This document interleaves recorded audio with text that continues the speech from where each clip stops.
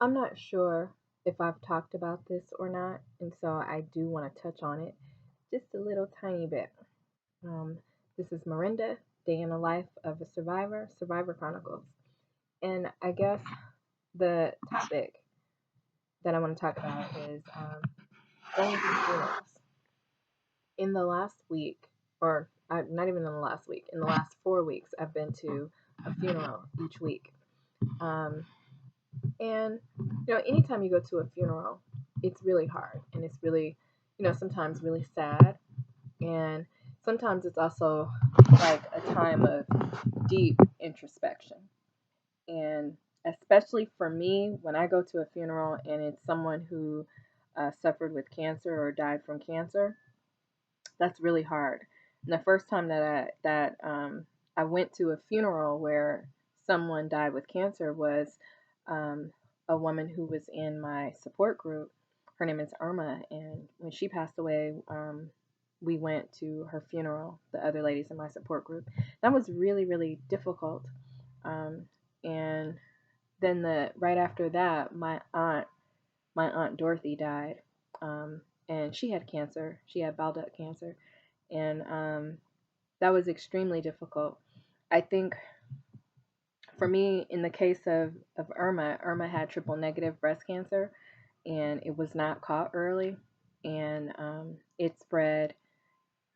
I think it spread to her lungs and then to her brain, and throughout her body, and so that was kind of scary, obviously.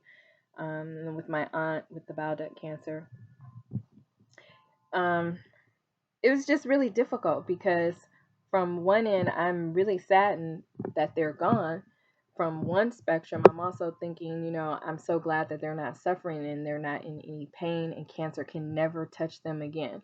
So at one end of the spectrum, you're sad because they're gone. The other end, you're glad they're not suffering and that they're happy and that they're walking around heaven and doing well. And then from another perspective, um, when you look at the grave and you watch the casket lowered into the grave and you look down in there, because I looked, and you think that could have been me, or not even just that it could have been me, but that one day, hopefully in the far far future, but one day it will be me, one day it will be you. My grandmother has been constantly telling me, it's like she's drilling this in my head since I was like a kid, that everybody, um, everybody wants to die, everybody wants to see Jesus, but they don't want to die to see him. That's one of the things she says. Then the other thing that she says is nobody came to stay forever, and that we're all gonna go one day, and when God calls our name, that's when we going. Um, and I guess it's a cycle of life that you're never truly completely prepared for, but it's a part of life. Part of living is death, which is why we should live each day as if it's our last, because we don't know when our last breath is. And I think about my own mortality a lot as it is. But when I go to a funeral, it's like amplified like a million times more that I think about that, because even today at the funeral today of two of my really good friends, it was their dad, and the minister was quoting, I forget which scripture it is, but the minister, she was quoting a scripture, and she was talking about in the scripture, I'm just paraphrasing, that this mortal this mortal body that we have, that it has to take on immortal.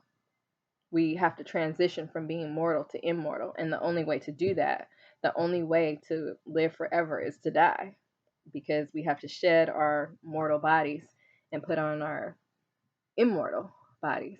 And I think about that all the time. And like going to funerals back to back to back, it really makes me think about my legacy, and what I'm leaving behind. What mark am I leaving on this planet? How I'm making a difference? What am I doing to make an impact? If I die, would it even matter? Um, those are things that I think about. And so I do my best every day to live to the fullest.